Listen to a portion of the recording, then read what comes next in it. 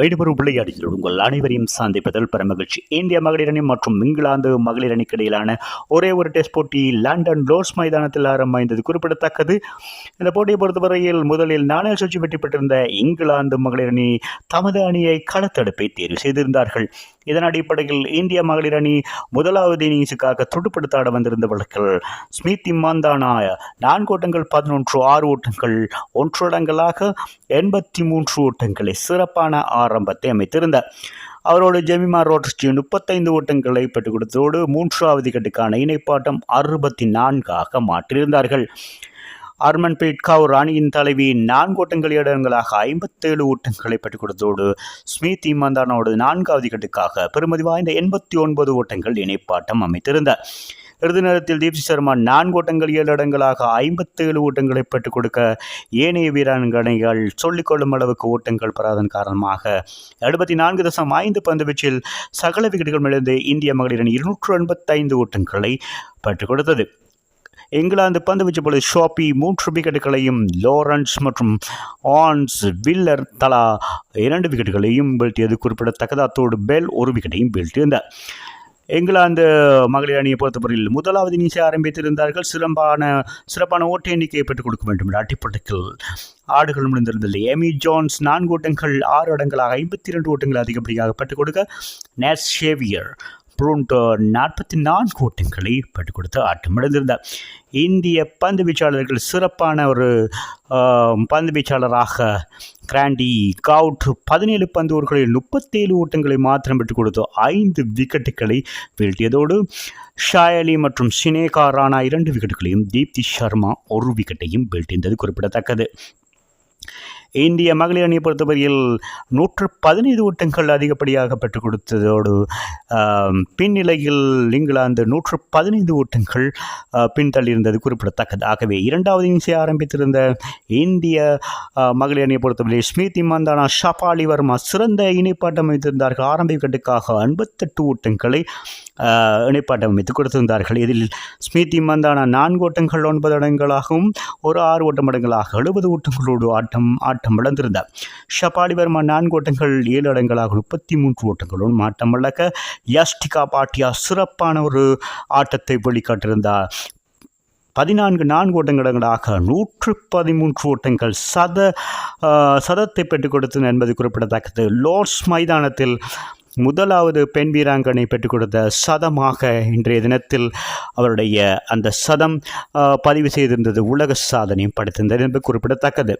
அதிரடி ஆட்டக்காரர் ரிச்சா கோஸ் 4 ஓட்டங்கள் 8 இடங்களாக 50 ஓட்டங்களோடு ஆட்டம் இழக்காத வேளையில் ஷாயாலி 4 ஓட்டங்கள் 4 இடங்களாக 18 ஓட்டங்களை பெற்றுக் கொடுத்து ஆட்டம் இழக்காதிருந்தமை குறிப்பிடத்தக்கது. இதன் காரணமாக இந்திய மகளிர் அணி 2வது இன்னிங்ஸில் 86.3 பந்து வீச்சில் 341 ஓட்டங்களை பெற்றுக் கொடுத்து 7 விக்கெட்டுகளை இழந்திருந்த வழக்கில் 2வது இன்னிங்ஸை இடைநிறுத்தி கொண்டு இங்கிலாந்துக்கு வாய்ப்பு வழங்கியிருந்தது குறிப்பிடத்தக்கது. ஷோபி 118 ஓட்டங்களுக்கும் 5 விக்கெட்டுகளை மற்றும் லோரா பெல் 2 விக்கெட்டையும் வீழ்த்தியது குறிப்பிடத்தக்கது. ஆகவே இங்கிலாந்து மகளிர் அணிக்கு 457 ஓட்டங்கள் இலக்காக நிர்ணயிக்கப்பட்டிருந்தது என்பது குறிப்பிடத்தக்கது இந்திய மகளிர் அணியினால். ஆகவே மேடி வில்லர் சாமி ஜான்ஸ் 6வது விக்கெட்டுக்கான இணைப்பாட்டம் 67 உயர்த்தியிருந்தார்கள். இதன்போது எமி ஜான்ஸ் விக்கெட் காப்பாளர் அதிகப்படியாக 4 ஓட்டங்கள் 6 இடங்களாக 54 ஓட்டங்களையும் மேடி வில்லர்ஸ் 26 ஓட்டங்களையும் பெற்றுக் கொடுத்தமை குறிப்பிட்டு கூற வேண்டிய விடயமாக இருக்கிறது. இறுதி நேரத்தில் ஷாப்பி ஹெலக்ஸ்டோன் 4 ஓட்டங்கள் 6 இடங்களாக 50 ஓட்டங்களையும் பெற்றுக் கொடுத்தமை குறிப்பிடத்தக்கது. 59 ஓட்டங்களுக்கு முதல் 5 விக்கெட்டுகளை இழந்து தடுமாறிந்த வழக்கில் இந்த வீராங்கனைகள் ஓரளவுக்கு கை கொடுத்திருந்தார்கள். 62.5 பந்து வீச்சில் 186 ஓட்டங்களுக்கு சகல விக்கெட்டுகள் இழந்த வழக்கில் 270 ஓட்டங்கள் வித்தியாசத்தில் இந்திய மகளிர் அணி இந்த போட்டியில் வெற்றி பெற்று 4வது சிறந்த வெற்றியை மகளிர் டெஸ்ட் கிரிக்கெட் போட்டியில் பதிவு செய்ததும் குறிப்பிடத்தக்கது.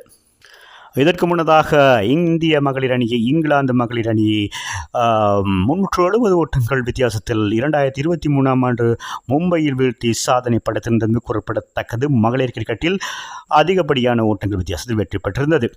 லார்ட்ஸ் மைதானத்தை பொறுத்தவரை 4வது சிறந்த வெற்றியாக இந்திய மகளிர் அணி மற்றும் ஆடவர் அணி சாதனையை படைத்திருந்தது குறிப்பிடத்தக்கது. அந்த வகையில் ஏற்கனவே முதலாம் இடத்தில் இருக்கிறது கபில் தேவ் தலைமையிலான இந்திய அணி 1986ஆம் ஆண்டு 5 விக்கெட்டுகள் வித்தியாசத்தில் வெற்றி பெற்றதே முதலாவதாக இருக்கிறது. இந்த போட்டியில் மகளிர் அணி 4வது சிறந்த வெற்றியை பதிவு செய்திருக்கிற இந்திய அணியை பொறுத்தவரையிலே. அத்தோடு இந்திய மகளிர் அணி மற்றும் இங்கிலாந்து மகளிர் அணிக்கு இடையிலான 16 டெஸ்ட் போட்டிகள் இதுவரை நடந்திருக்கின்றன. இதில் இந்திய மகளிர் அணி ஆதிக்கம் செலுத்தியிருக்க 4 போட்டிகளில் வெற்றி பெற்றிருக்கிறது. இங்கிலாந்து மகளிர் அணியை பொறுத்தவரையில் ஒரே ஒரு போட்டியில் வெற்றி பெற்றிருக்கிறது. 1995ஆம் ஆண்டு நடைபெற்றிருக்கிற போட்டியிலே அந்த வெற்றியை பதிவு செய்திருக்கிறது. ஏனைய 11 போட்டிகளில் சமன் செய்திருக்கிறார்கள் 2 அணிகளும் என்பது குறிப்பிடத்தக்கது. இந்த 2வது இன்னிங்ஸில் இந்திய பந்து வீச்சில் பொறுத்தவரையில் ஸ்னேகரானா 19.5 பந்து வீச்சில் 42 ஓட்டங்களுக்கு 4 விக்கெட்டுகளையும் வீழ்த்தியிருந்தார். ஷாயலி மற்றும் கிராண்டி கவுட், தீப்தி சர்மா தலா 2 விக்கெட்டுகளையும் வீழ்த்தியது குறிப்பிடத்தக்கது.